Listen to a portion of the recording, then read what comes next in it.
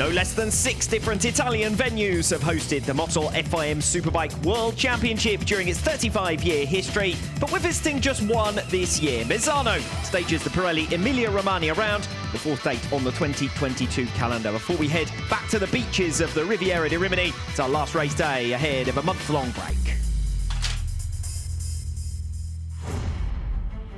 By the end of race 2 this afternoon, only the TT circuit in Assen will have hosted more superbike races than the Misano World Circuit Marco Simoncelli. Raced in the other direction until 2006, it's now a clockwise 16-corner venue. Great racing this weekend throughout its 4.2-kilometre distance, but particularly at its 3 main overtaking hotspots. Turn 1, easy to get it wrong here. The start-finish straight measures only 510 metres, but speeds nonetheless reach over 260 kilometres per hour before the heaviest braking zone on the circuit. The famous La Quercia hairpin was Alvaro Bautista's favoured passing place yesterday, riders carrying their speed off turn 6 and through the high-speed turn 7 kink. He made his race-winning move at turn 11 Curvone. From there, speeds gradually drop through a series of decreasing radius corners towards the slowest on the circuit, turn 14. Each of the 2 races so far this weekend has provided us with a new lap record for Alvaro Bautista in race 1, and then Toprak Razgatlioglu in the Superpole race this morning, a 1 minute 33.722. Quite astonishing pace.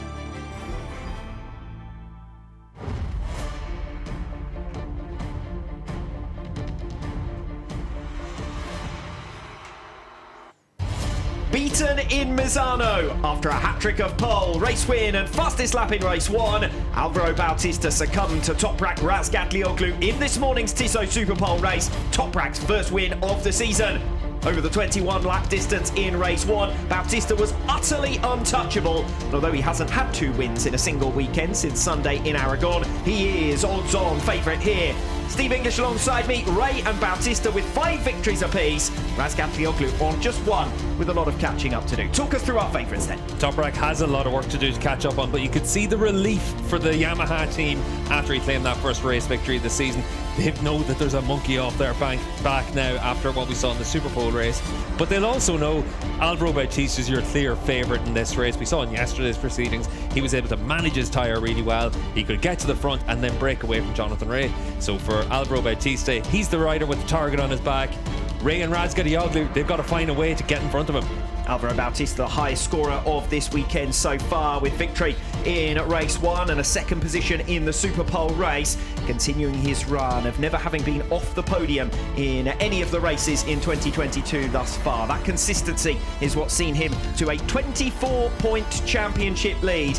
But his colours were lowered earlier on today by Toprak Razgatlioglu, the race victor in the Tissot Superpole race, his first win of the 2022 campaign and his title defence. Alvaro Bautista coming home in 2nd, again beats Jonathan Rea to extend his championship lead. It was 22 points overnight, it's now 24. 3rd position going the way of Jonathan Rea, who will therefore complete the front row of the grid for race 2 this afternoon. Xavi Vierge, with his best result yet, lines up on row number 2 alongside his Honda teammate Iker Lecuona and Andrea Locatelli. Important changes further back down the order. Michael Ruben Rinaldi, who was up on the 2nd row of the grid after the Superpole session, will now start from the 4th row. He tumbled back to 10th in the Superpole race. Scott Redding started 9th, but he finished in 11th. The 2 riders to move forward at their expense onto the 3rd row of the grid. Axel Bassani claiming 7th place. He had a great race 1, so he'll be optimistic for this afternoon. And Garrett Gerloff, who has been 8th and 9th in his 2 race results, he only qualified down in 11th. So important progress for both Bassani from 10th and Gerloff from 11th. They're up onto the 3rd row of the grid and within striking distance. And there are a whole host of contenders, at least for 4th position, if not to try and join that scrap up at the head of the field. Well, 4th position's the interesting story after the Superpole race with 2 Hondas, Xavi Vierge and Iker Lecuona 4th and 5th. They used the Q tyre, the softest tyre available. They were one of the few riders out there to gamble for it, and it really paid off. They've got a 2nd row grid start. Obviously that Q tyre is not available in feature-length races, even if they wanted to try and use it, which over the course of 21 laps and with the heat that we have, wouldn't be an option anyway. Although it must be said that the X tyre initially was brought in just to do the 10-lap distance. They managed to stretch that out over time as well. Yeah, it was funny because when the X tyre came in, I was just talking about this with a journalist up in the media centre before the break. and they were saying, I remember when the X tyre came in, everyone said you'll never be able to use that for a Super Pole race, it'll be too soft. Now we use it for feature length races. Now that we've seen that the Q tyre can work in these conditions for riders in that Super Pole race, you're certainly going to see a lot of riders try and take a gamble on it in future rounds. Toprak Razgatlioglu doing his level best to keep cool by the looks of things as we prepare to go out on track for race 2. Track temperatures nice and high, air temperature very high. A week that started with rain and thunderstorms on Wednesday night and wet weather on Thursday, coming good as the weekend has gone on. Much like Toprak Razgatlioglu with his mechanical problems in race 1 that saw him scoreless for the second time this season, bouncing back to victory earlier on today. Yeah, and you can see there that Toprak really was struggling to get the bike stopped yesterday. That was the big area of improvement for him in this race. One of the key areas in that obviously is the electronics, but also the tyre choice as well. And the new development tyres from Pirelli, that also changes the balance of the bike and what you need from that package. Toprak went back this morning to using the standard tyre, and he looked an awful lot more comfortable out there. No matter how many times I review this move, it is stunning. It's going to be even better from onboard. Yeah, this move is really what you have to do through this opening sector. I talked to Jonathan Ray actually about it on Thursday or Friday, and he said that through turn 1 you can set the move up for turn 3, or you can then sacrifice different areas and try and make the move through turn 2. You saw how early Toprak got in the gas compared to Ray on the gap between turn 1 and turn 2. He was focusing solely on making that move. It's not the fastest way to go around, but a race isn't always about being fast, it's about track position. Yes, Toprak though was able to be fast from there on in, set a new lap record on lap 5 as he built a gap. At that stage it was 2.8 seconds, and a gap which he could manage from there on into the finish, mainly because Bautista and Ray, the top 2 men in the championship standings, were scrapping it out amongst themselves for second. Yeah, we saw that with Ray and Bautista, that Toprak was able to break away from them, open up a gap of 2.5-3 seconds at one stage, but that was because of the infighting between the two riders, first and second in the championship. They knew Toprak was going away. Ray wanted to do everything he could to stay in front of Bautista, just didn't have the bike underneath him. No, but the consolation for Jonathan Ray is that because he held up Alvaro Bautista for so long, the number 19 couldn't haul in Toprak Razgatlioglu. So in the end, Ray scrapping for all he was worth against Bautista does have a benefit to him. He only loses 2 points despite another defeat at the hands of Bautista in the Super Pole race. Yeah, and the one thing for Ray is that he knows that it's all about damage limitation at some rounds, and this was the most difficult round for him last year. He's a lot more competitive here in Misano than he was 12 months ago. That's the big positive to take, but he also knows this is a tough one. He'll feel pretty confident though that the next round at Donington Park, his home round, that's going to be favouring the Kawasaki a lot more. Yes, Jonathan Ray hadn't left Misano without a race victory since he started with the Kawasaki team, and Kawasaki has been largely the dominant force around Misano in recent years, barring 2021, and so far barring 2022 as well. I think you said in the Super Pole session they had 9 consecutive poles. That's always a pretty good indication of what bike's the fastest around a racetrack. And it wasn't pole position for Jonathan Ray this time around. Alvaro Bautista, the fastest man on Saturday, and he was the fastest man throughout Saturday. The question is whether he can rediscover that magic touch on Sunday afternoon. Jonathan Ray himself said after race 1 yesterday he'd be looking at a couple of different things for today. Yeah, and I think one of the big things he's going to look at is tyre selection. And he's tried both new development tyres from Pirelli, hasn't felt happy with either of them, so you'd imagine he'll go back to the standard tyre, the one that we've used since Misano last year. Yes, back to basics for Jonathan Ray. Alvaro Bautista leads your championship standings, 195 points to his name, a podium finisher in each of the races thus far in 2022, a first and a second position this weekend so far. Couldn't think about Toprak Razgatlioglu really while Jonathan Ray was beating him up, and that's exactly what was happening. Bautista repeatedly coming through and Jonathan Ray just slinging it down the inside to try and halt the progress of Bautista as much as was possible. Yeah, for Jonathan Ray, he's just looking to constantly attack back, and that's what we saw in the opening race of the day. We saw that anytime Bautista came through, Ray was blocked past and he was just getting his bike in the way. It costs you a lot of time, but that's what you need to do. And in yesterday's race we saw that where Bautista made his move into turn 11, that really cost Ray momentum, and it meant that Bautista was able to open up a few tenths of a second. And it was interesting talking to some people this morning about that. One of the key things they said was Misano is such a short lap around here, it's 94, 95 seconds long, that every lap you're 1/2 of a second really does make a big difference, and that means that it's very difficult to make up ground on anyone once you've given up half a second on them.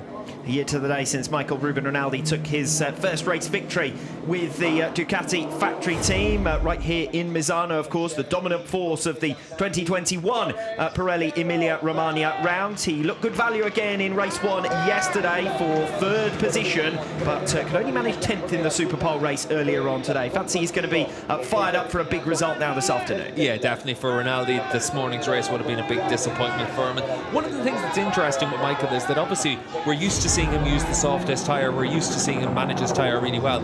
He's used it at different occasions in the past where he hasn't felt that he could use the X tyre and he's had to use a harder tyre. I think maybe this morning was one of those situations where he felt that he had just too much spin out there and it was just causing his problem. But for Rinaldi, we're into a new race now, different set of circumstances. 21 laps is a very different battle out there. Yes, he'll be targeting a repeat of race 1. He was a little bit fortunate to get up onto the podium with Toprak Razgatlioglu's mechanical retirement, of course, as we've said. But nonetheless, first podium of the season, a relief for him, and a great start to this weekend as far as Ducati are concerned. 1 and 3 in race 1, and Bautista with another decent haul, extending his championship lead in the Super Pole race this morning. Yeah, 24 points is the advantage now, and it is starting to extend out, but it's also worth remembering that the big difference between Jonathan Rea and Alvaro Bautista this season was that Rea had that crash with Toprak in Assen, and obviously that took away a big haul of points for him when Bautista was able to win. Yes, take away the points scored in Assen, and there would be just 1 point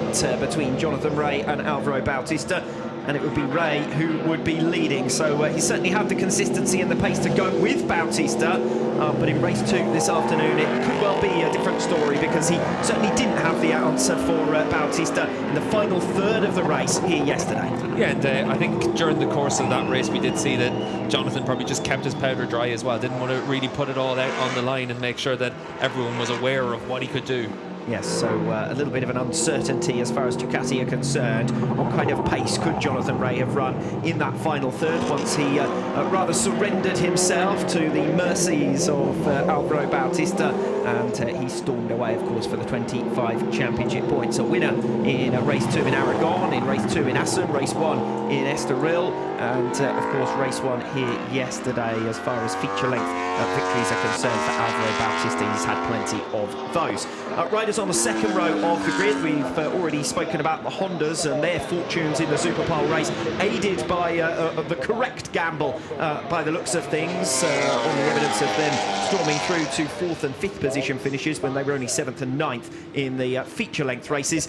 They may well come under threat right from the start of this one. We have seen Vierge and Lecuona on occasion able to defend position, but you fancy that the likes of Lowe's, Bassani, Rinaldi should all be fighting through in those opening laps. Yeah, I think it's fair to say the Q tyre gave a big advantage to Honda in the Super Pole race, so you would expect Locatelli, Bassani, Lowe's, Gerloff, Rinaldi, they're going to be in that fight right from the outset. But I think as well it's worth saying that the Honda does look much improved. It's been fast everywhere we've gone so far this season. That's why we've got Lecuona up there 5th in the World Championship at this stage. That's a really good indication of where Honda's at. Yes, I said yesterday, in the last 5 years, best championship result has been Alvaro Bautista's, and he's not managed anything like the 5th place that Iker Lecuona currently occupies, although he's not a significant margin ahead of the likes of Michael Ruben Rinaldi and Alex Lowe's, who will hope to catch him up. He is 25 points ahead of teammate Xavi Vierge, but Vierge has had the measure of him so far, so a good little rivalry within that team as well. Yeah, it really is, and it's going to be interesting to see how it plays out all the way through the season. I think the expectation is that Lecuona is going to be the top rider for Honda, but Xavi Vierge has shown that on his day he's really strong in the Moto2 class. His problem was always consistency. He'd have one great result and then maybe a couple of poor results. Maybe on a superbike he's able to be a lot more consistent. That's one of the big question marks coming into this season, but certainly as it is, Vierge with that 4th place finish really was impressive. Yes, I say it is certainly Vierge who's had the measure over Lecuona this weekend, even if not in the championship standings. You can see just how busy it is down on the grid there. I don't think we need a cameraman, I think we need a drone down there to be able to get through everyone. Yes, through them or above them perhaps, to find a way to this man, Toprak Razgatlioglu, who is your pole sitter for race 2. First time he's been the pole sitter for race 2 this season, of course. His first race victory of the campaign coming in the Tissot Super Pole Pole race. A perfect way to bounce back from a retirement here yesterday afternoon, and more frustrating problems for Yamaha, similar to last year when it was only that misfortune that cost Razgatlioglu an even bigger victory in the championship. Yeah, exactly, and I think for Toprak that's where it becomes really important to have it now, where he's able to really back up what happened in the Super Pole race with a good result now. Maybe try and bring the fight to Bautista for as long as you can, but certainly it looked like in race one he didn't quite have the answers. Alvaro Bautista starts from second on the grid, top scorer this weekend so far. He qualified on pole, he took the victory in race one and also set the fastest lap over that 21 lap distance. He is your favourite for race two this afternoon, I would suggest. Yeah, undoubtedly he's your odds-on favourite, and really to find someone that's going to be able to beat him for straight up pace, you're not going to find it, but to find someone that's going to out-battle him, you've got Razgatlioglu and Ray. Yes, and how many times have those two gone head-to-head as well? It will be Jonathan Ray who completes the front row of the grid. A second and a third so far this weekend. He went winless here in Misano a year ago. Is he going to leave again? A circuit that he's won at so many times before, winless in 2022. Looks like the blinkers are on for Jonathan down on the grid as well. He's trying to focus on just himself. He doesn't want to think about the other riders out there right now, and for him, going winless here at Misano 2 years in a row really would be a surprise. This is a track where he's had so much success in the past, 8 wins. Yes, and joint record as well for podium finishes here in Misano for Jonathan Ray. Toprak Razgatlioglu then signs the camera lens, the typical gesture after claiming that top spot in the Super Pole race earlier on today. So he is also the Tissot Super Pole award leader. He's had plenty of pole positions, but hasn't been able to convert those into race victories until earlier on today. Yeah, and that's where it's going to be great to see now. Do the floodgates open for Toprak now, having had that race victory?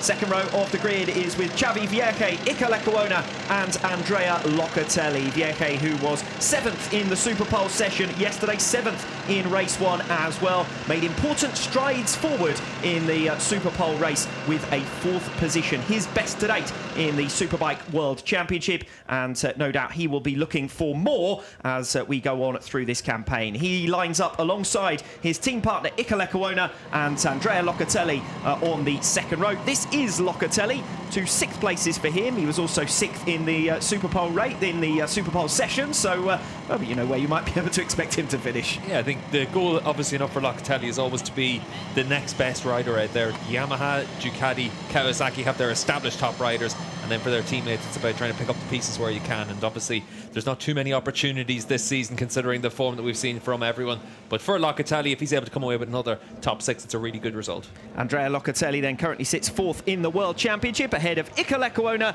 who leads his teammate Xavi Vierge by 25 points, but Vierge has twice beaten Lecuona so far this weekend. I think we can hear from Vierge now.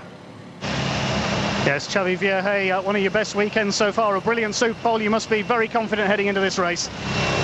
Yes, we make a really good job from yesterday. This morning already on the warm-up I feel a bit better, and we make, like you say, a really strong Super Pole race, and we'll see now. Will be a difficult race. It's really hot, so we'll try to make a good start and be with the fast guys until then.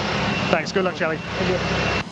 Moving on with the grid then, we've caught up with Axel Bassani, who will be starting from P7. He qualified only in 10th position for race one, but fought his way through nicely to 4th position in that one. He's going to be another threat over the feature length distance. Was able to manage his tyres well yesterday and get up onto the 3rd row of the grid for race 2 with a 7th position finish in the Tissot Super Pole race this morning. Alex Lowe's, who was 8th position, lining up 8th position on the grid.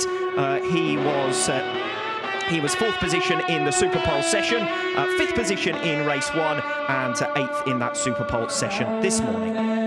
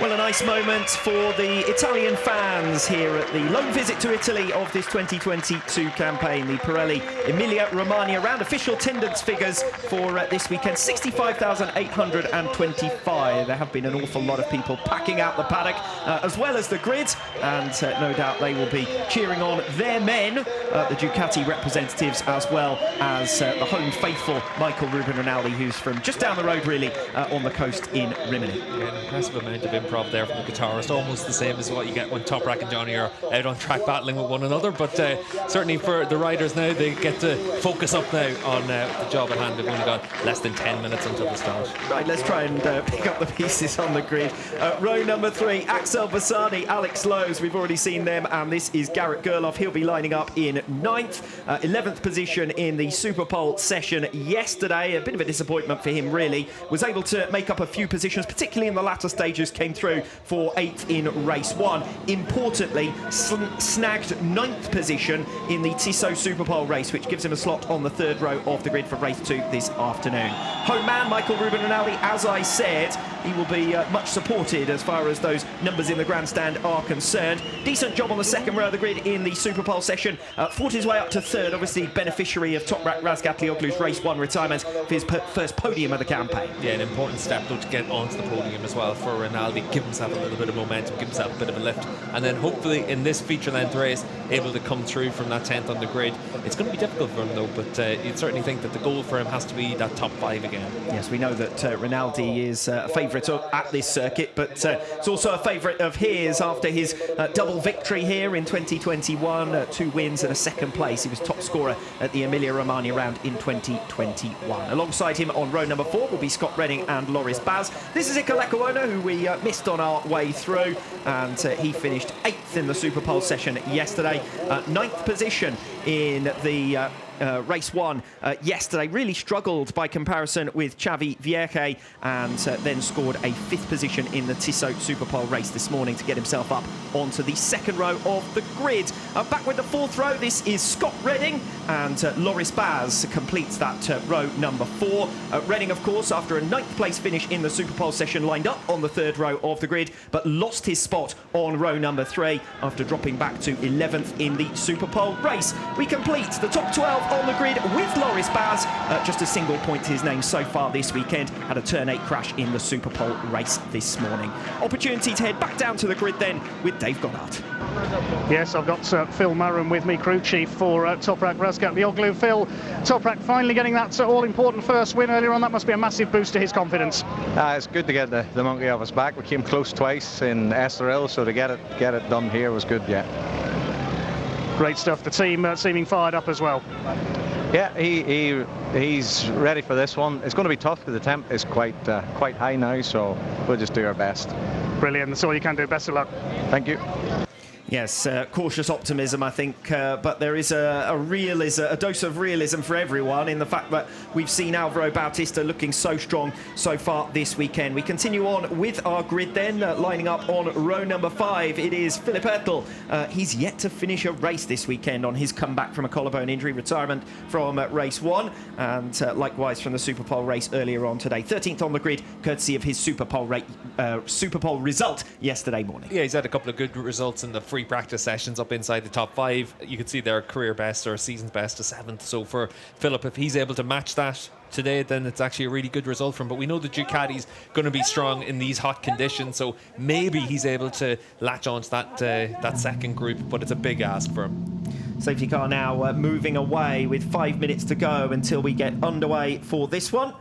Philip Ertl will be lining up alongside Roberto Tamburini and Kota Nozane on row number 5. Likes of Eugene Laverty, Hafiz Shireen and Tito Rabat behind them on row 6. Gabriele Riu, Luca Bernardi and Tati Mercado row 7. Ilya Mikhalchik, Oliver Koenig and Alessandro Del Bianco rounding out your starters. We're one man down after we lost the services of Christophe Pensant earlier on in the weekend. Roberto Tamburini then starting from 14th position where he qualified in the session yesterday morning. Had a decent result though for him on his return from injury with 11th position in race 1. Yeah, difficult morning for him as well though. Didn't manage to get out in the morning warm-up session, but good to see that Tambu's been able to come back, get himself in the 5th row of the grid. It's a really good one-lap effort in qualifying. Good to see Kota Nozane back out on the circuit as well after he crashed at turn 8 in the Super Pole race. Mixed weekend for him.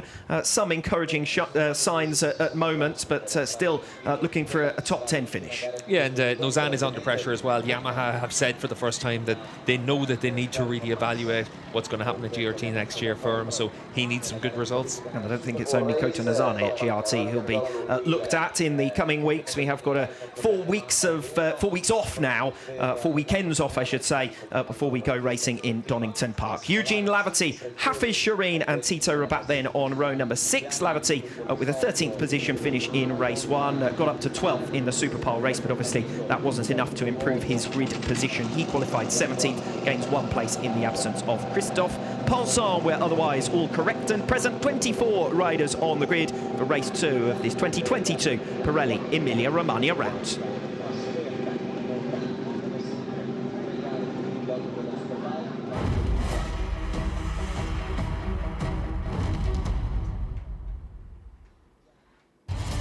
It wasn't until day 2 of the 2021 Pirelli Emilia-Romagna rounds that Toprak Razgatlioglu secured the first win of what would become his first title-winning season.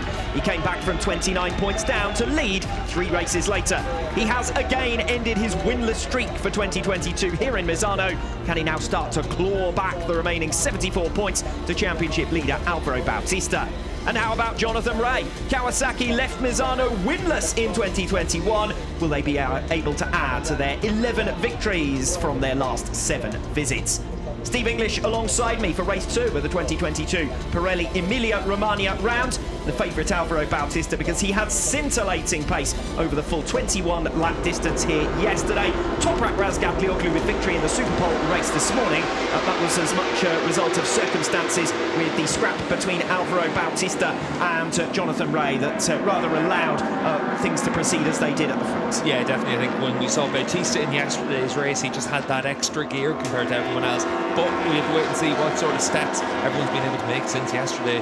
Whether or not Toprak, we saw there earlier on in this programme that he says that they made a big step forward with engine braking to give him that extra stability. That's going to make a big difference for him. We need to see if Jonathan Rea is able to get a better job out of his rear tyre as well. He was struggling for grip yesterday. We saw the front was an issue for him as well. Understeering through turns 9 and 10, that long right-hander where you're really on the edge of the tyre, trail braking all the way, and that was the tricky corner for Rea, and that led onto the back straight, which is obviously the strongest part of the track for Ducati of Alvaro Bautista. It's not just the track layout either, it's the weather conditions that have been scorching over the 2 race days at least here in Misano. Yeah, the big thing here at Misano is track temperature, and we actually had a chat off air about this earlier in the weekend. If it's over 50 degrees track temperature, you'd put your money on Ducati. If it's a little bit cooler, you think maybe Toprak and Rea have a chance. But realistically, around this track, on the basis of what we've seen over the last 3 years really here in Misano, if you think to 2019, 2021 and this year, you do have to think that the Ducati's got a clear edge with the B4 around this place. Talked about the attendance figures earlier on, and good numbers here in Misano. Superbikes has always been popular in Italy. We've visited this country more than any other. Great to see the packed grandstands as they make their way through the final sector, the signature Misano corner itself, the final turn, and on to the start-finish straight. Very quickly, Alan, just got the tyre sheet from Pirelli. All of our 3 runners on the front row of the grid using different tyre combinations. We've got Toprak out there on the standard X tyre, the one that everyone has the data for a full year with. Alvaro Bautista's out there using the same tyre that he used yesterday. Jonathan Rea, interestingly, he's also using the same tyre he used yesterday. Track temperature from Pirelli, 57 degrees on the grid. Bautista leads, 195 points. Jonathan Rea trails him by 24, 171. Toprak 50 points further back. Waiting for the all clear at the back of the grids.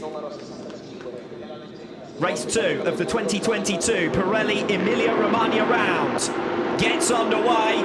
Great start from Xavi Vierge from the second row of the grid. Not a good jump from Jonathan Rea. May get swallowed up by the pack here in towards turn number 1. Axel Bassani takes to the curb on the outside line to try and build himself up for turn 2. He gets pinched though in on the inside line. And Alex Lowe's comes around the outside rim. That gives him the inside now through the right-hander at turn 3. Sprinting clear up at the head of the field. It's Toprak Razgatlioglu, your pole sitter. Bautista is with him in P2. Jonathan Rea seeing off the attentions of Xavi Vierge for the moment at least. Then it's the other Honda, Ivica Lecuona. Andrea Locatelli holding station in position number 6. Michael Ruben Rinaldi is about to see to that low as he cuts across the path of Locatelli, forces him off the curb and off the circuit, and Rinaldi already starting his march through the field. In fact, both Ducatis are further back because Axel Bassani's just made a big lunge and he's through up into 7th position. So Razgatlioglu leading on the first of the Patti Yamahas. The second Yamaha bike, though, rather struggling. Locatelli now down to 7th. Yeah, Locatelli beaten up on that run then to turn 8, but now it's up to him trying to recover from that. You can't do that in that second group. The problem for them is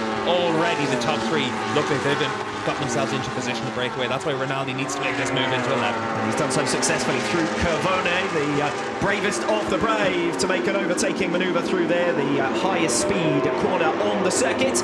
And Michael Ruben Rinaldi made it his own there to get through on Iker Lecuona. Does rather look as though Axel Bassani wants to do something similar as he closes him down. So at the moment we're watching Rinaldi here in 5th. 6th position is with Lecuona, 7th is with Bassani, and Andrea Locatelli, having been beaten up on the opening lap, has dropped from 6th on the grid, placed on the 2nd row, all the way down into 8th position. Through to the end of lap number 1 then, Bassani already thinking about his move on Lecuona. Rinaldi likewise is going to set himself up for a bold move into turn 2. He's come from quite far back there, leaves himself offline coming off that second bend, and straight back through comes Xavi Vierque. Problems by the looks of it there for Iker Lecuona. He's dropped 2 positions in one go. Yeah, Lecuona got a bit excited there trying to get through on Rinaldi as well when he saw the opportunity. He had a big shake on the front and then got in the gas hard as well. So for the number 7, he's lost a couple of spots. Did actually manage to stay in front of Andrea Locatelli in the end. So Lecuona holding 7th position as we watch the leaders go toe-to-toe. Bautista with now customary manoeuvre here in Misano to dart down the inside into the Quercia hairpin, and Toprak Razgatlioglu says, yeah, I'm having none of that. Straight back through up the inside coming off turn 8. Jonathan Ray keeping a watching brief. He occupies 3rd position. And I think we've just seen in the background Michael Ruben Rinaldi now up ahead of Xavi Vierque. So Rinaldi released into 4th place. Now we'll find out whether he's got the pace to go with these 2 leaders as Bautista responds again on Razgatlioglu to the leaders on lap number 2. Yeah, Toprak needs to get back down the inside into turn 14. You don't want to give Bautista the chance to break away at the front. And so Razgatlioglu will do exactly that from way back on. Bautista stands him up, and Jonathan Ray with an opportunity to come through as well. And Bautista is relegated from 1st to 3rd. That battling is going to cost him a bit of time. That's why Rinaldi's closing up on them as well now. Really good opening 2 laps from Michael on the number 21 machine. And good racing from all of these riders up at the head of the field. Bautista with that customary surge of speed coming off the final turn at the end of lap number 2. Candy from a baby there against Jonathan Ray. And look at Michael Ruben Rinaldi already thinking about a manoeuvre. He's tried to make overtaking manoeuvres into turn 2 before. Not quite close enough this time around to Jonathan Ray, but he's right with them now as far as that podium battle is concerned. Could we be looking at a second feature-length race podium for Michael Ruben Rinaldi this weekend? And watch out for Axel Bassani as well in 5th position. 3 Ducatis in the top 5 places. Yeah, and it's Rinaldi and Bassani are the riders on the move right now as well. You can see, though, for Jonathan Ray, he's going to be under attack into turn 8 from Rinaldi. Into turn 8, Michael Ruben Rinaldi looks to the inside of Jonathan Ray, who's had a duel with one Ducati in the shape of Alvaro Bautista already. He's going to have a duel now with another, the number 21 of Michael Ruben Rinaldi. Ray will try and command the line. A little bit of a shake and a wobble there from Michael Ruben Rinaldi, but he successfully defends that 3rd place that he has been so hard fought in the opening laps. He's fought his way through. Remember, Michael Ruben Rinaldi started 10th on the grid, and he is now up into 3rd, into the podium places. Yeah, that's great stuff there from Rinaldi as well. If you think back to Aragon in the opening round of the year, he really didn't like getting into a dust-up with Jonathan Ray and Toprak Razgatlioglu. He's done it now in this race. So our race leader is Toprak Razgatlioglu, 2nd place Alvaro Bautista, 3rd is with Michael Ruben Rinaldi. Brilliant recovery through the field from 10th to 3rd. Then it's Jonathan Ray. Axel Bassani closing up on all 4 of them. He's in 5th position at present, but it does rather look as though Toprak's holding back the pace of the race at this stage. Yeah, the Toprak at this stage is going to know that the Ducatis are going to be coming to put pressure on him. That looks like we might have had someone down at the last corner. Yes, you're not wrong. There was a big cloud of gravel. I think it may have been Garrett Gerloff, because he is tumbling down our timing screens on the left-hand side of your picture. Back to the front though. Razgatlioglu it is who leads. Bautista in 2nd place, less than 0.2 of a second separating them over the line. Disconsolate Garrett Gerloff walks away from the scene of what will have been a fairly dramatic incident, I suspect, here at the final turn. Yeah, just keep your eye on the top of the screen for Gerloff, and and he loses it fairly easily, and thankfully, given his knee injury from that crash in Estoril, doesn't look like he's been badly injured in that. But obviously enough, the bike in a slightly different state. But for Gerloff, it's been a pretty tough weekend, and this was one of the weekends where he really needed to turn things around. Tough weekend, tough season, tough 2 seasons, you'd almost suggest, for Garrett Gerloff. Experienced hand in the Superbike World Championship these days, and unfortunately for him, an 8th place finish in race 1 is about the best he's going to be able to manage here in Misano, as we watch Alvaro Bautista storming through again on Toprak Razgatlioglu, getting the job done even earlier this time around on the entrance to that sector 3. Yeah, and you can see for Toprak he needs to set up the same move once again, and he will do so into turn 14, the slowest corner on the circuit. Bautista was wise to it, but still couldn't defend against it. Yeah, the problem for Toprak and for Jonathan Rea in this battle is that right now it's very clear that Ducati's the best bike out in these conditions. Bassani set the new fastest lap last time around. Rinaldi, Bautista, they're right up there. And for Toprak and Rea, it's almost like they've got a knife to a gunfight at this stage. But for Toprak, it's trying to do what he can do to defend against them. And the only defence he has really is to attack. Rinaldi's the rider to watch, though, in this. He's got nothing to lose. No, nothing to lose in the context of the championship, that's for sure. He's well down on those top 3. It's Bautista who leads them at present. If things were to stay as they are at present, of course, he would further extend that lead, because Jonathan Rea is outside of the podium places. We haven't seen him actually finish a race outside of those top 3 throughout 2022 thus far. Razgatlioglu leads, Bautista in second, Rinaldi in third. We know where the Ducati has its advantage. It is through that 3rd sector where Bautista has twice now been able to put a move on Toprak, only for Razgatlioglu to successfully respond. 2 completely different racing lines through there. Razgatlioglu trying to sweep coming off turn 8 and carry his momentum now through 9 and 10, but this is where Bautista's going to try and pick up his momentum and make the move in towards Curvone. Michael Ruben Rinaldi dropping back slightly at the start of sector 3, so he's got some ground to recover. Bautista with no such problem. He's tagged right onto the tail now of Toprak Razgatlioglu in towards turn 14. That's where Toprak himself has been making the manoeuvres to recover against Bautista. We ride on board with Razgatlioglu as he defends the lead. Bautista not close enough to strike down the inside there. Yes, and that's the key thing for Toprak, is to hold him off through turn 11, because there's only so many times he's going to be able to make that move into 14, because Bautista will close that door eventually, and once you can't get down the inside of him, that's whenever it becomes really difficult for Toprak to make some moves. Big moment for Jonathan Rea here to try and challenge Michael Ruben Rinaldi for a place on the podium. Rinaldi a little bit sluggish last lap around compared to the hot pace up at the head of the field. A 1 minute 34.531 for Toprak Razgatlioglu, just to break away ever so slightly from Alvaro Bautista. Key advantage for Razgatlioglu, of course, is how strong he is onto the brakes in towards turn number 1, and Alvaro Bautista, even though he's got the momentum repeatedly coming off turn 16, can't really make that pay against Razgatlioglu at least. Yeah, and you can see there in the run down to back straight, Toprak with a big wide sweep onto the left-hander at turn 6, and that's to try and just carry as much momentum as possible down the straight. Bautista's able to use a lot less track, stand the bike up, try and use the torque of that Ducati V4 and all of that top speed. It's the run though from this corner. You can see Toprak on the trail brake through 9 and 10. This is where he needs to be really strong. Exit the corner now once he picks up that bike, because this is where Bautista really gets into his stride. They're starting to stretch out a little bit at the front. Bassani at the back of this group looks like he's just dropping away ever so slightly. Is Bautista just holding back something? Does Bautista think that it'll be easier to pass Toprak in the second half of this race, or has he simply not got the answer for the moment at least? We might be just about to find out. I think you've hit the nail on the head there, Alex, because for Bautista, he doesn't have to make the move right now. He doesn't have to use up all his tyre. Toprak, he does. He needs to use all of his potential to try and stay in front, and that's the big challenge for him, because you're trying to manage a tyre for 21 laps in these hot conditions, knowing that Bautista's got the top speed to be able to make the move a lot easier than you can make it. Axel Bassani, as you said, dropping away from Jonathan Rea, was tucked right up on his tail, is now 7/10 of a second back. Razgatlioglu who leads, but only by 1/10 of a second across the line. Alvaro Bautista now with a new fastest lap of the race, a 1 minute 34.518. Of course, we're not down to the kind of pace that we saw in the Ciso Superpole race this morning, where riders could tear up their tyre as much as they fancied.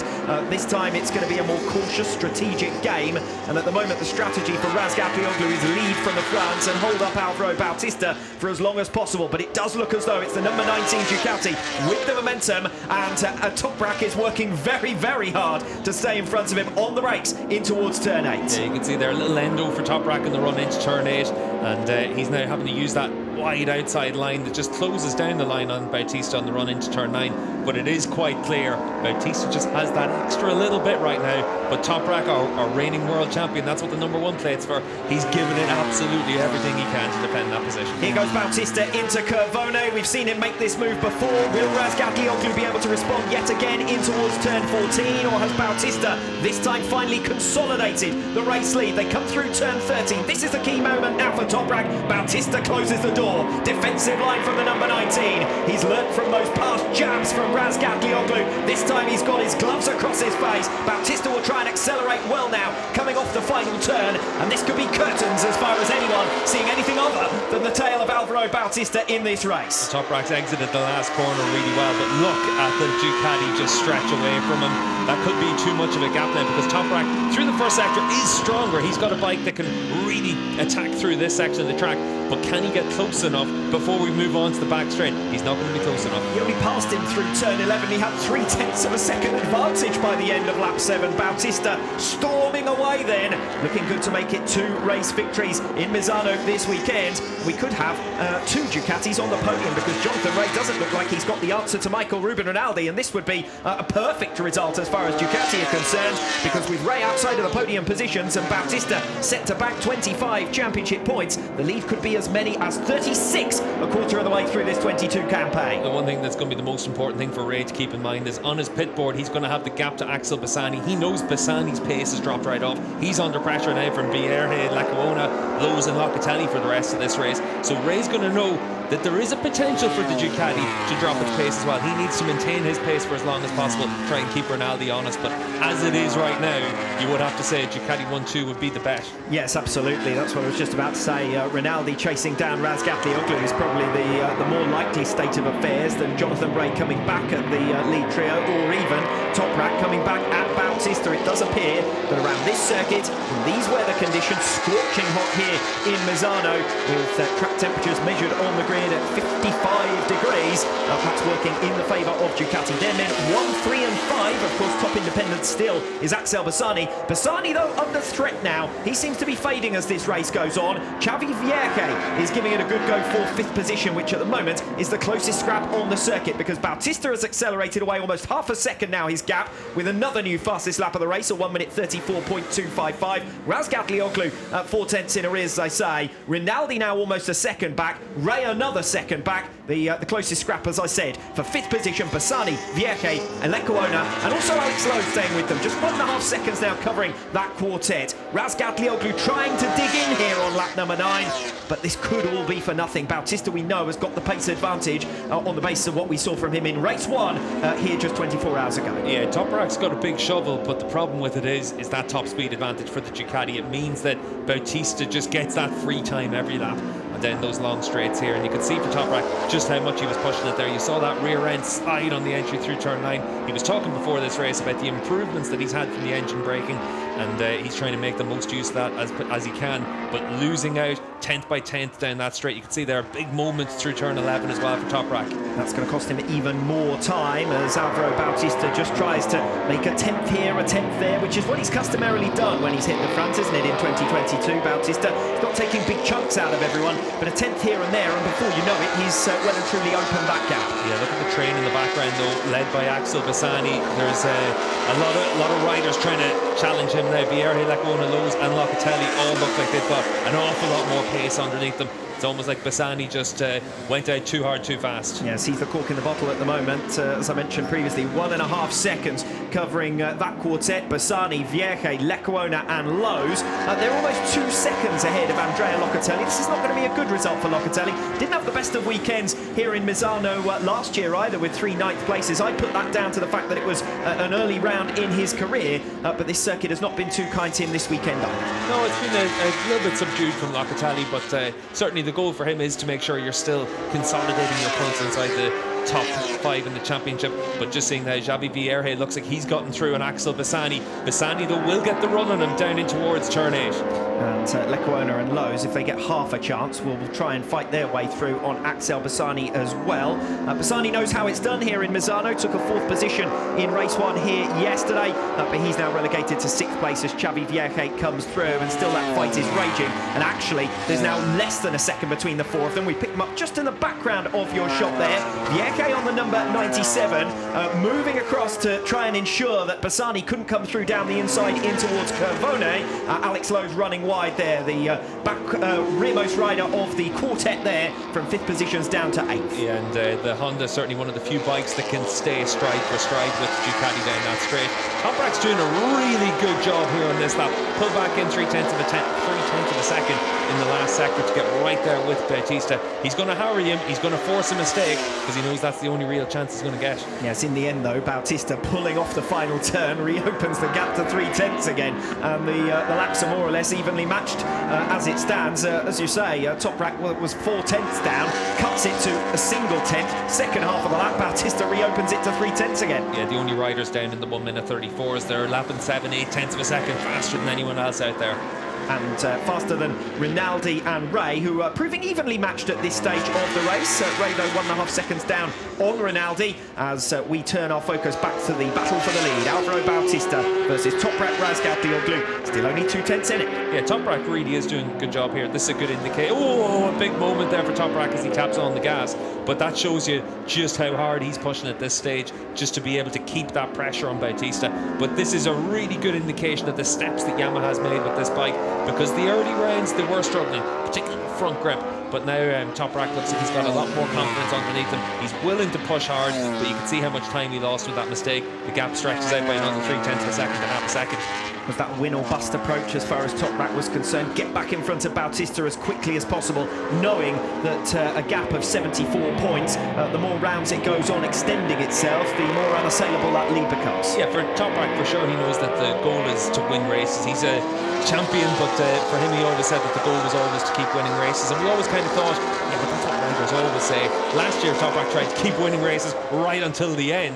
So certainly whenever he says that win races, the championship takes care of itself, that is the approach that Toprak has. Yes, when you said to him, you know, you only need to do X to win the championship, rather not think about it, I'm going out there to win every single race. And we said, well, that sounds like a really risky strategy, but you can't criticise it, can you? Because he came away with the title in 2021, and there was a reason for that. He was outgunning all of his rivals. He's not outgunning his rivals this weekend. There've already been a couple of warning signs for Razgatlioglu. This is the biggest of them. Yeah, that's the biggest warning sign. You can see there, just taps up in the gas through that turn 8, the left-hander, and it is a section of the track really where Toprak in particular does try and use the power of that bike with the line that we've seen him take. But look at him on corner entry as well. It's the proper Toprak style. We haven't really seen it as much this year because he hasn't had that same level of confidence in the bike that he had last year. But now we're really starting to see him ride aggressively on the brakes. This is a track that he does love. We saw him with the Kawasaki here with the Pachetti team. He was able to fight with Jonathan Ray for the race victory. It's a lot more like that situation now for Toprak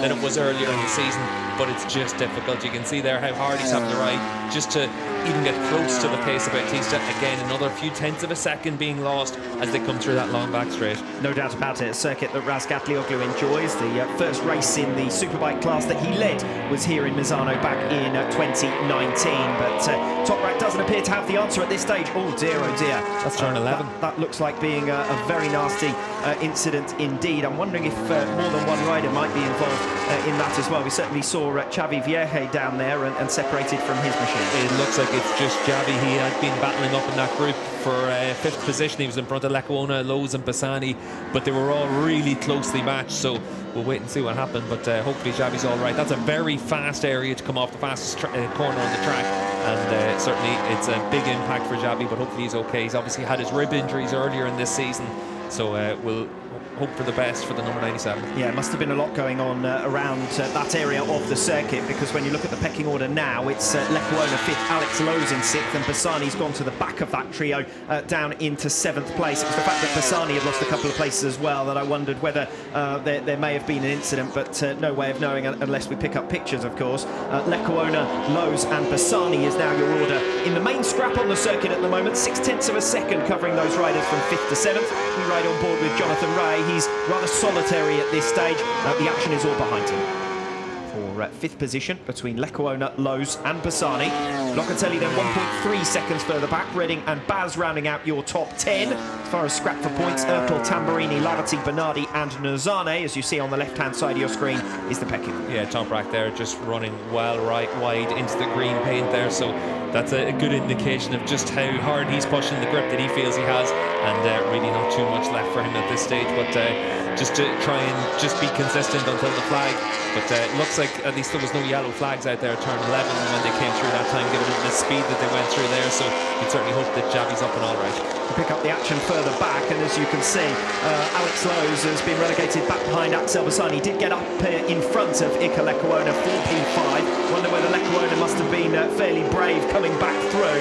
Either way, it shuffled Alex Lowe's back behind the two of them. So this is where our fight is really from here on in as things stand, because lap 14 of 21, Bautista's over a second clear, Rinaldi's 3 seconds back, Ray's 1.5 seconds back, Lecuona 5.6 seconds back, and then there's only a second covering these 4 riders, Lecuona, Bassani, Lowe's and Andrea Locatelli, who's closing them down, doing a good job at this stage. Yeah, Locatelli's just maintaining his pace mid-135s, and he's been able to take advantage of the scraps that have been going on in front of him that's costing the other riders time, and he's been able to just stay on the back of them. So Locatelli still has a chance of another top 5 finish here.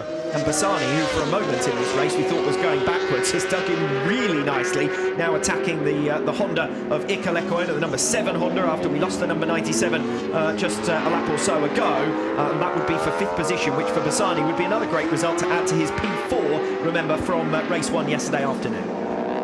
So that's Axel Bassani, currently on the tail of Iker Lecuona.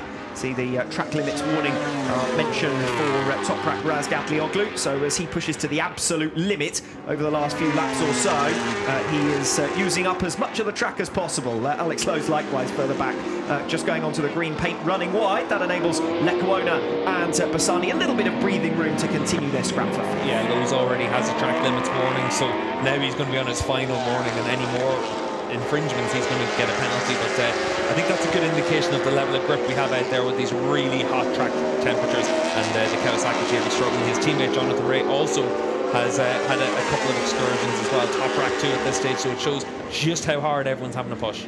Yes, the fight is further back than those leaders now. The top 4 stretching out, the gaps between them up at least 1.5 seconds between each of our lead quintet.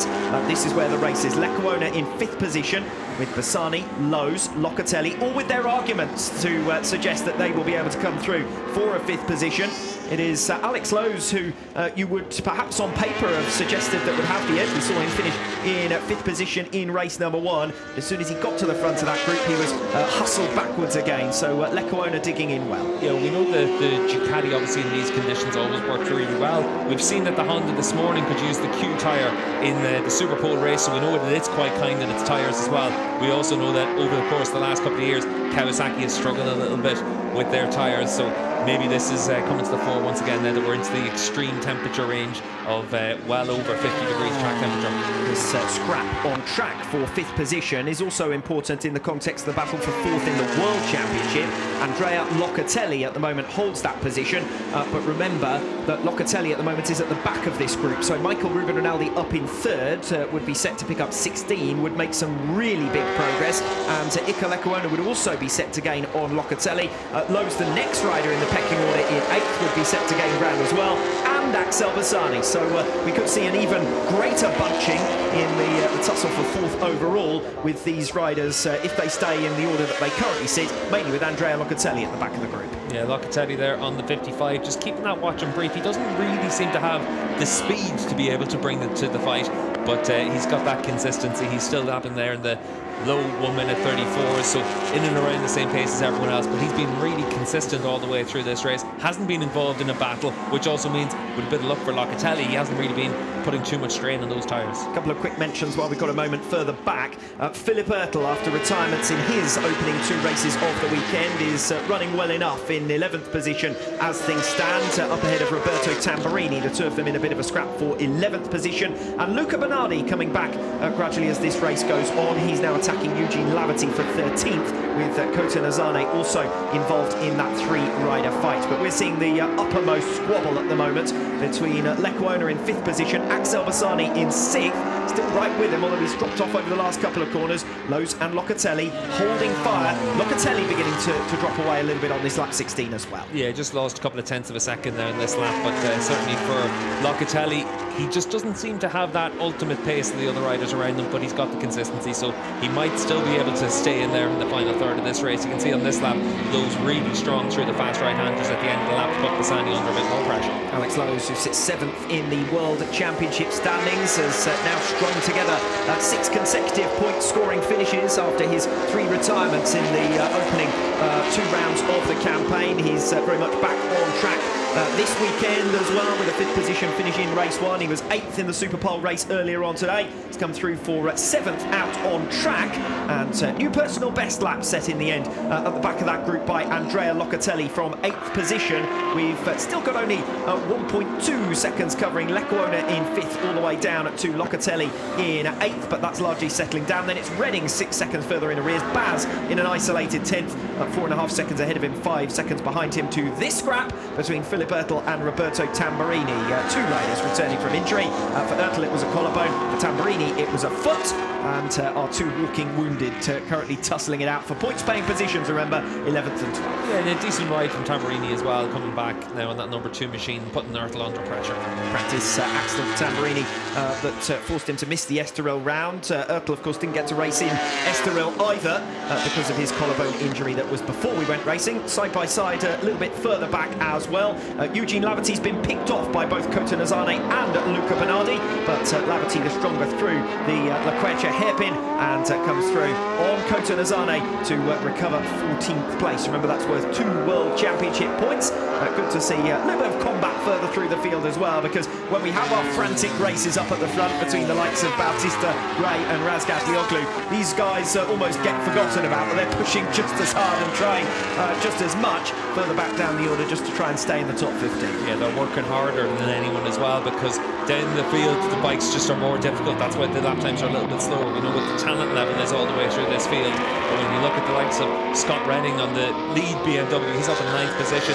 Loris Baz up in 10th position. They're 23 seconds behind the race leader. We've only had 18 laps, so they're well over a second and a half off the pace. And these are riders like Redding that's been able to finish top 3 in the World Championship the last 2 years. Loris Baz, a race winner here in WorldSBK before. It just shows you the challenge that you're under whenever the bike isn't quite where it needs to be. And to go with that comment, of course, similarly, the lead Honda might be up in 5th position through Iker Lecuona, but 15 seconds down on the race leader. We have a clear pecking order in terms of manufacturers, and their number 1 riders have consistently locked out those podium places in 2022. This is going to be an exception to the rule, though, because Jonathan Ray is outside of that top 3. So Michael Ruben Rinaldi along with Bautista and Razgatlioglu, and it's going to be the first time that we've had that podium in 2022. Yeah, you can see there the graphics just illustrating how hot it is out there.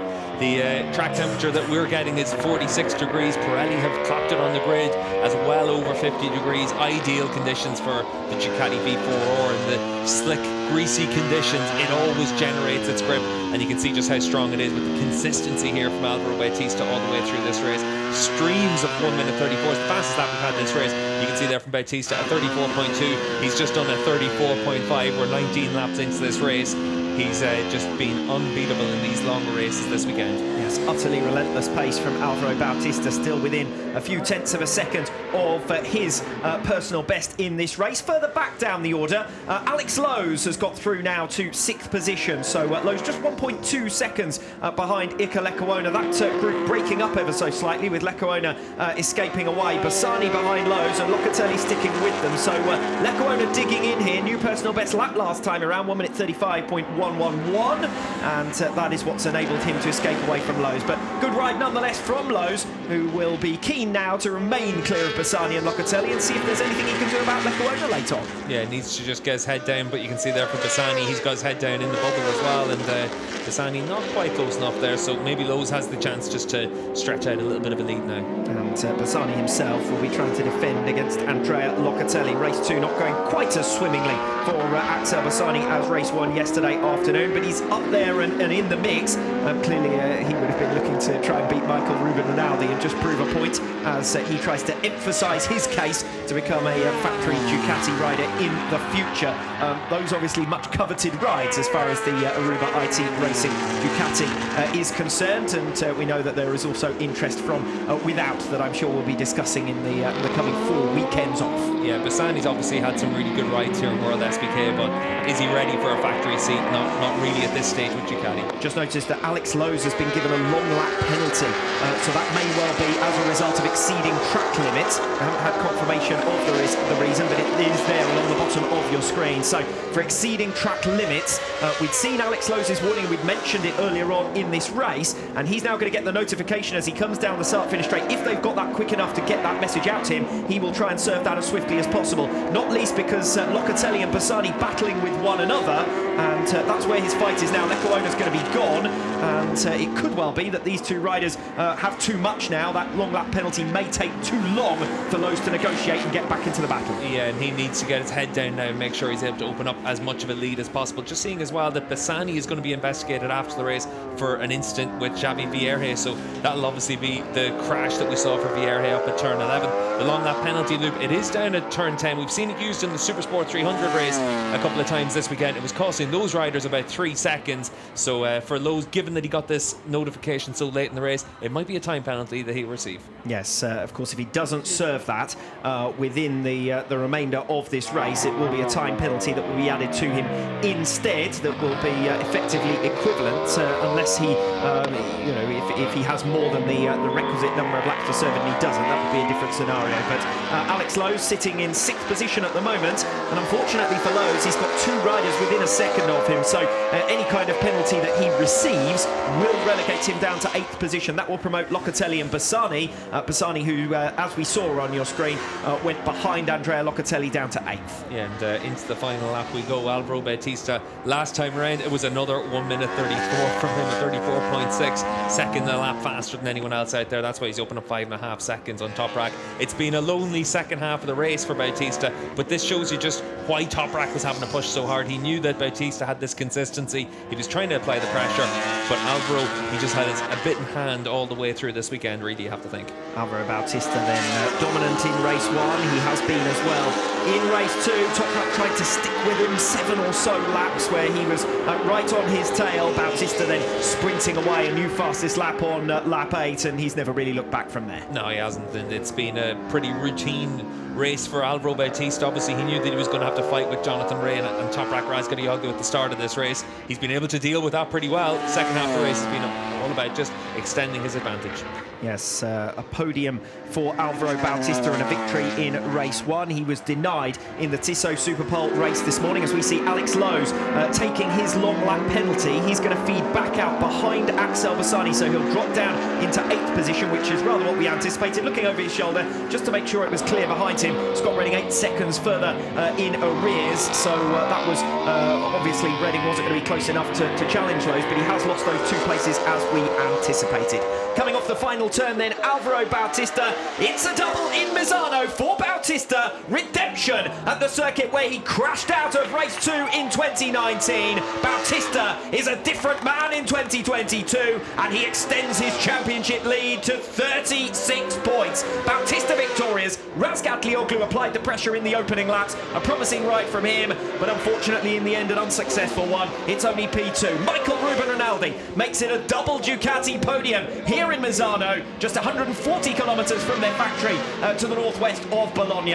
4th to Jonathan Rea. First time he's finished off a podium in 2022. Of course, he missed out on a podium in race 2 in Assen after coming together with Toprak Razgatlioglu. First time he's finished, though, outside of podium places this year. Best of the rest goes to Ika Lekuona with 5th. Damage limitation ride for Andrea Locatelli, so a perfect swing of 6th positions for him in the Super Bowl session, in race 1, in the Super Bowl race, and in race 2. Locatelli finishing in 6th, up ahead of Axel Bassani by a second in the end. Both of those riders inheriting their final finishing positions, with Alex Lowe serving that long lap penalty, and unfortunately that cost him around about 3.5 seconds and dropped him back down into P8. Scott Redding and Loris Baz, lonely races for them as they round out your top 10. We've had confirmation of your podium, so there are not going to be any changes as a result of track limits infringements at the top. The only track limits incident we saw further back down the order was for Alex Lowe, and he of course served that penalty. Celebration time then for Alvaro Bautista. At least here in Misano, he was the dominant force, and he's taken the big points advantage that he would have been hoping for coming into this round. A round that we know is a strong one for Ducati. They've capitalised on it, particularly having 2 bikes in front of Jonathan Rea in race 2 here today. Yeah, that's the key. We saw Rea come across the line, 14 seconds adrift at the flag, and just totally outgunned in this race on the Kawasaki. We saw the Toprak was able to stick with Bautista for round about 2/3 of the race, but from that point on just had to settle down, take his 20 points per second, and just have to get the most that he could from today's running here in Misano, because he was able to win the Super Pole race, the shorter 10-lap race, and then 20 points today is all you can do in the afternoon, really. Yes, just a quick mention further back, as we said, Ika Lekuona coming home with a 5th place to match his grid slot and his Tissot Super Pole race result. Luca Bernardi coming through for 7 spots. He really wants a Hyundai at the end of this year, doesn't he? He's looking good for it as things stand.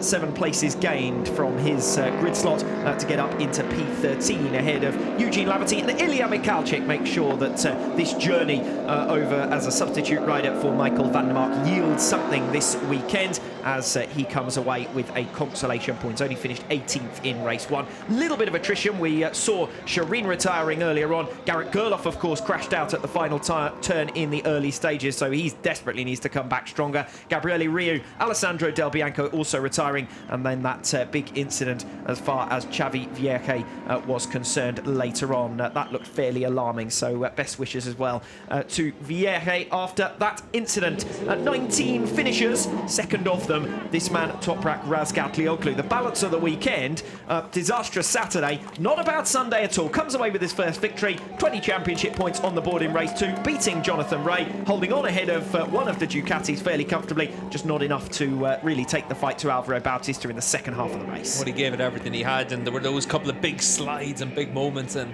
that was really the warning signs for Toprak that you just needed to settle down and just take what you can. Yes, and he's been capable of doing that, to be fair to Toprak, over the course of his championship winning 2021 campaign, when that was what was available to him. Importantly, though, from Toprak, he did stay in front of Michael Ruben Rinaldi, which at one stage we thought didn't look likely. Yeah, at one stage when Rinaldi moved up into 3rd, especially just how quick he was making his way through the field in that opening couple of laps, I did think that he was going to be able to make it a Ducati 1-2, but Toprak, he was able just to make sure that he stayed in between the 2 Ducatis. But good day for Rinaldi as well, coming from 10th on the grid to get himself up into a double podium in the 2 feature length races, and they were able to celebrate there with a disgruntled motocross rider, Andrea Dovizioso.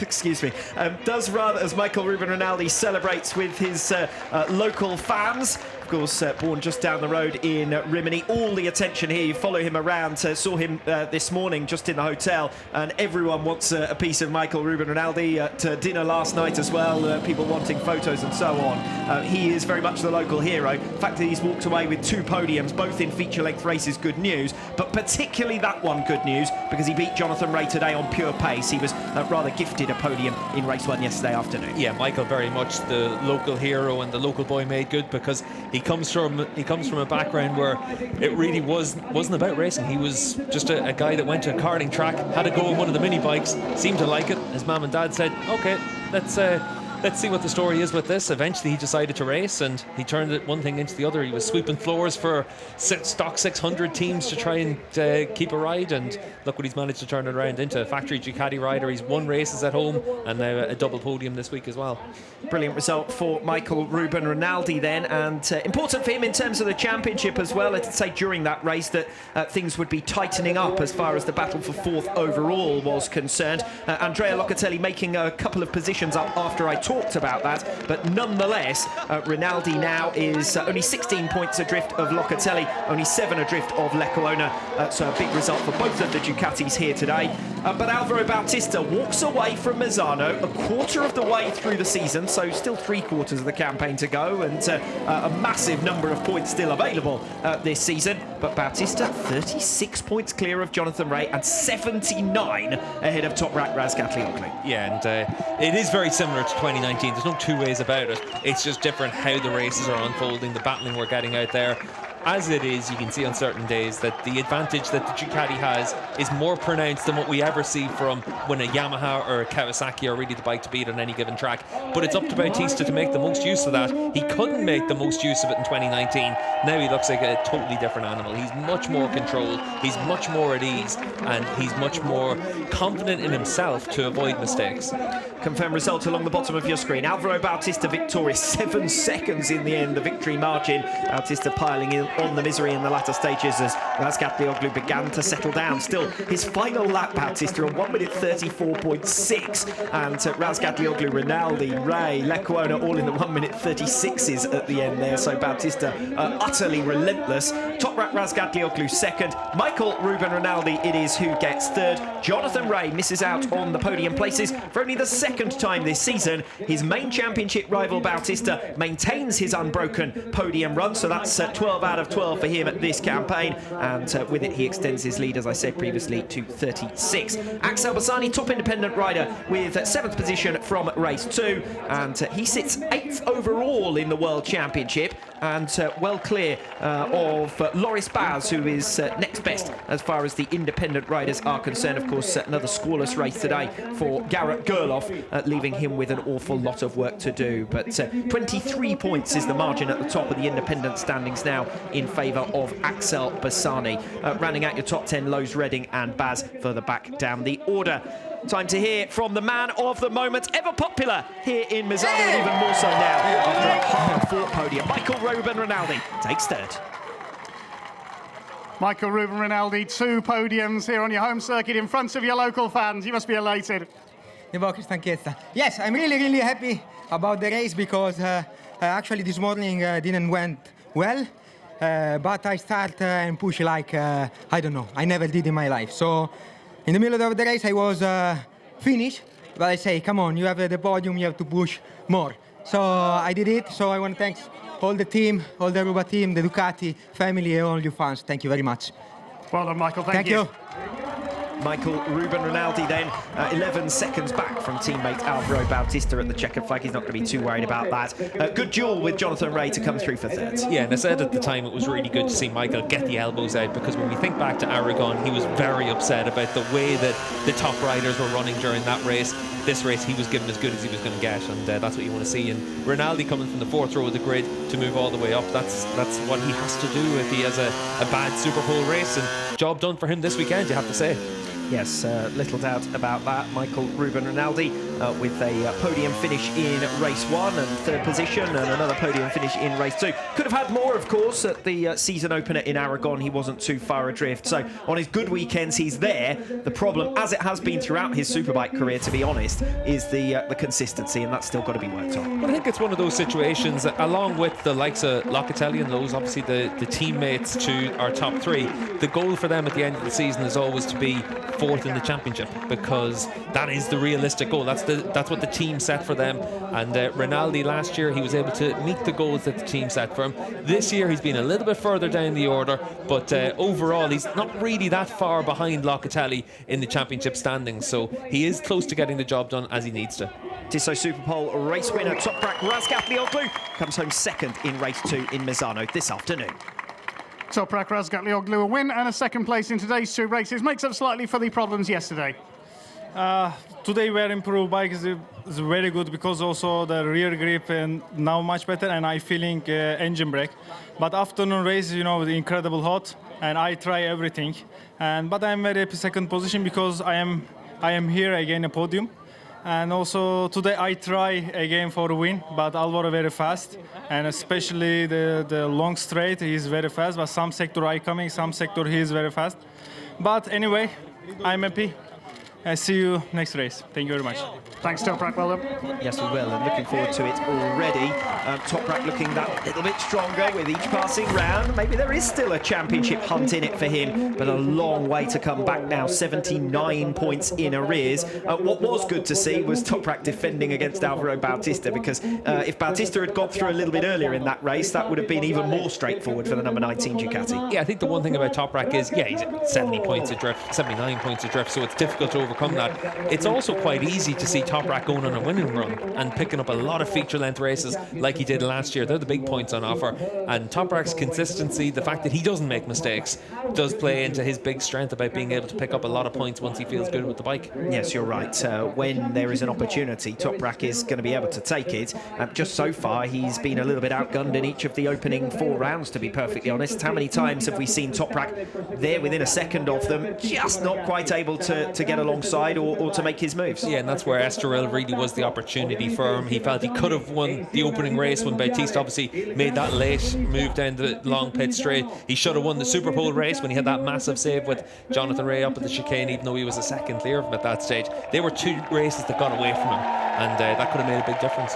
Well, the Tissot Super Pole race didn't get away from him. His first race victory of the season for Alvaro Bautista. It is 2 wins this weekend. An excellent performance once again from Bautista. Had 2 wins back-to-back in Motorland Aragon. A win from race 2 of the Dutch round. A win from race 1 in Estoril. And 2 wins this weekend. So the rider with the most race victories in 2022 is Alvaro Bautista. We've just seen Axel Bassani, who celebrates being top independent rider. A good day for Ducati all-round, a good weekend for Ducati all-round, as Alvaro Bautista takes a 36-point championship lead away from the 2022 Pirelli Emilia-Romagna round. Alvaro Bautista, another dominant performance on your past Toprak. There was no looking back. Yeah, for sure, not today. This morning I felt not so good on the bike because we did a small change on the bike for the Super Pole, believing that maybe if I push more, maybe in some part of the trap I had a problem, no, with the setup. But it didn't work, so we came back for our standard setup in the afternoon, and again I felt so good on the bike, no. So I'm so happy to get again another victory. It was so fun at the beginning with Jonathan and Toprak fighting, and then I saw that maybe my pace could be like yesterday because track condition was very similar. I tried to get the leader and put my pace, and yeah, I saw the distance with Toprak was increasing by lap and just finished the race. I'm so happy to win here in Misano in front of these Ducatisti fans, and thanks to my team, thanks to Ducati, because it has been an incredible weekend. So thanks, and we will keep this way. Congratulations, Alvaro. Thank you. Grazie.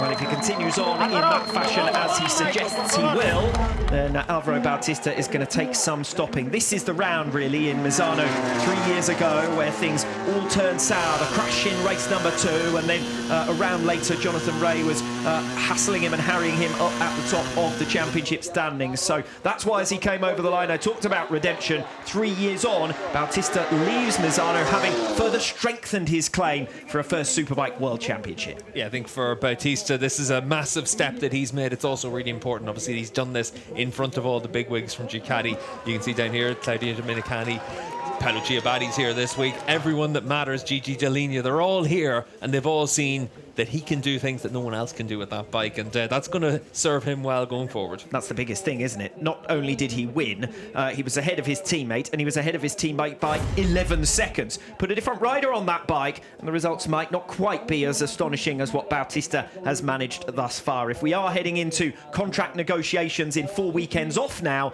that certainly strengthens the claim of Bautista to remain where he is and keep on doing the winning. Well, we've had different riders on that bike, and none of them have done what Bautista's done. We knew when he came back to Ducati what he was capable of, and he's really been able to prove that point with a massive exclamation mark this weekend. Fastest lap of race 2 here today, so 2 points now on the board for the Pirelli Best Lap Award for Alvaro Bautista. It's Jonathan Rea, who had 4 of those in succession as well, but not this weekend. Little doubt about who's been the fastest man. Only in the Super Pole race was he really denied, but otherwise the pole position, the 2 feature-length fastest laps, and 2 victories as well. Yeah, it's been a really good weekend for Bautista. It's been perfect, and he's been able to open up that big championship lead now, 36 points over Jonathan Rea, and today's race is going to hurt Rea as well. Almost 15 seconds adrift at the flag. Yes, Jonathan Rea well adrift. It's not the first time that we've seen him well back. He dropped back in the latter stages of race 1. We thought he might have been holding something back just to try and catch Bautista unawares in the latter stages of race 2 here this afternoon, but it didn't pan out that way, did it? And once the temperatures began to soar and we saw that conditions were going to be similar to those that enabled Michael Ruben Rinaldi to dominate here a year ago with 2 wins and a second, we rather suspected that this weekend was going to be Bautista's to lose. And as far as that classic adage about winning the weekend, there's little doubt that Bautista was the weekend's winner here in Misano. Yeah, absolutely, and for Ducati, an almost perfect weekend as well, with 2 podiums for Michael Ruben Rinaldi as well. So it really has been a weekend for the red machines, and that's what the Italian fans came here in mass to see, and certainly they've gone home happy. Yes, with 12 consecutive podiums for Alvaro Bautista, heading back towards 2019 territory. 15 in a row would be what he could manage if he could take 3 podiums in Donington next time out. That's going to be a test for Bautista, more so than here in Misano. Yeah, we're going to a track that is a little bit different to this one, that he doesn't have all that much experience with the bike on as well, and we know also last year it was a really tough weekend for Scott Redding as well, so that's going to be interesting to see how Bautista can deal with that, but he's obviously going to be riding on the crest of a wave of confidence now. Yes, Bautista in confident mood, and even heading to some of the venues where he has perhaps struggled to a greater extent in the past. He will be particularly optimistic now, because Misano was a low scoring round for him 3 years ago. He has picked up big points here this afternoon, but also in race 1 yesterday afternoon. So Bautista is the man who extends his championship lead. It's 36 points now after his latest race victory. As I said previously, race 2 in Aragon, race 2 in Assen, race 1 in Estoril, as well as the 2 feature-length races this weekend. And Alvaro Bautista has every reason to think that he will be able to further extend that championship lead. It's time to hear the national anthem of Spain for your race winner, Alvaro Bautista.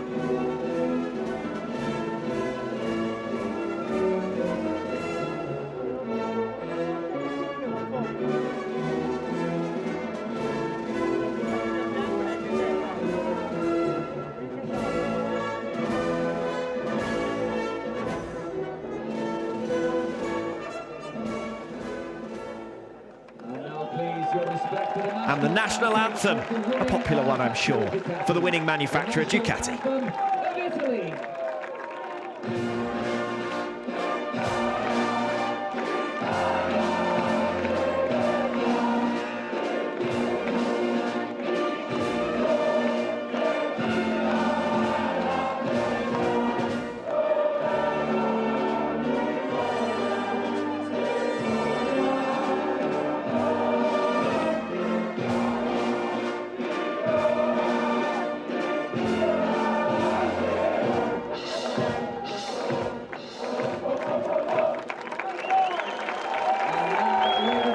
Podium trio then, Alvaro Bautista, Toprak Razgatlioglu and Michael Ruben Rinaldi. Bautista rather just walking off to the side, and now that's going to enable him to celebrate with the fans.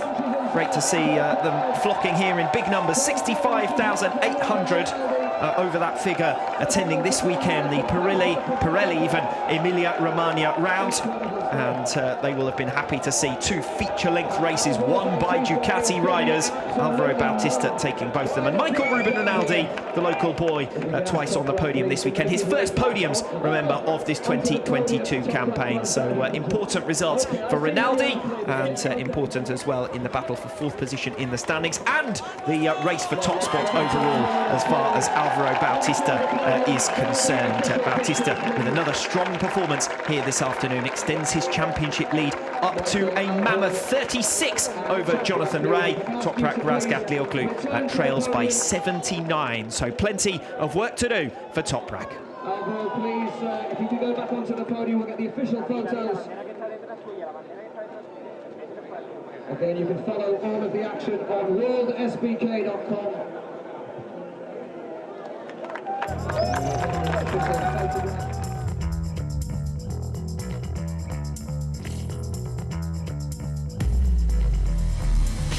4 weekends off until we return to the birthplace of the Motol FIM Superbike World Championship, Donington Park in Great Britain. The 29th staging of the Prosecco DOC UK round, the penultimate round before the summer break.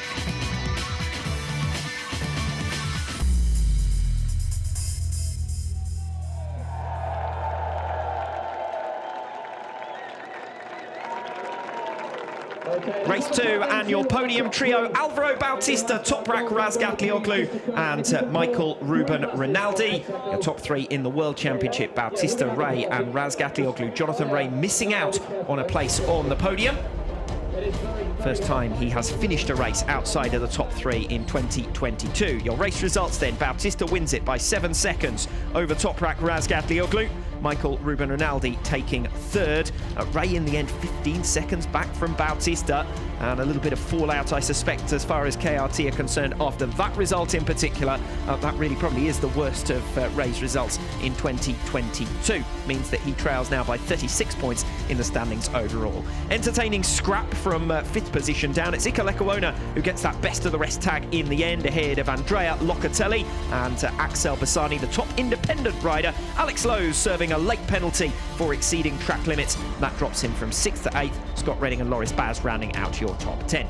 As far as the championship points are concerned, Alvaro Bautista leads Jonathan Ray, leaving Misano, so a quarter of the way through now this 2022 campaign, by 36 points. Toprak Razgatlioglu 79 down on the series leader Bautista. Andrea Locatelli is still in 4th position, but he's seen his margin loosen somewhat, with Iker Lecuona closing in 9 points now, the gap in the battle for 4th. And Michael Ruben Rinaldi with a strong weekend, 32 points over the course of the 2 feature-length races. He moves to within 7 points of Lecuona. Alex Lowe's also closing in with 3 consecutive scoring rides here in Misano.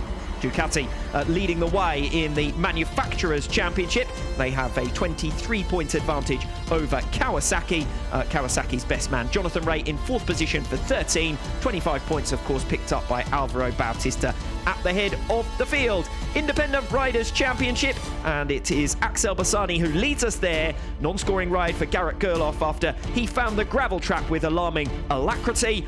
Loris Baz, a tough weekend for him, finishes on a higher note. He gets 10th position in race 2.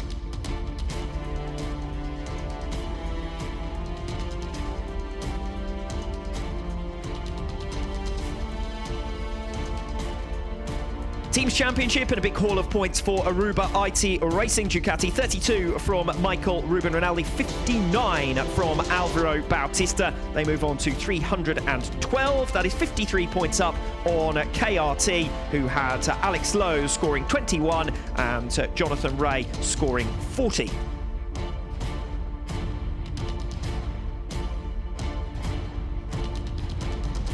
Independent Teams Championship, Axel Bassani doing the scoring alone for Moto Corsa. 25 points for him over the course of the Emilia-Romagna round. Meanwhile, Loris Baz scoring 7 and Eugene Laverty 5, so 12 points for Bonovo Action BMW. Disappointing weekend for GRT. 9 points for Garrett Gerloff, 4 for Kota Nozani, 13 on the board for them. They trail Moto Corsa's single rider by 25. Hyundai Inspired Award, and once again another fight through the field for Luca Bernardi, who started down in 20th position, finished the race up in 13th, and so he extends his lead at the top of that particular metric. We're now a quarter of the way through this 2022 season. 34 days until we go racing again at the Prosecco DOC UK round. Goodbye for now.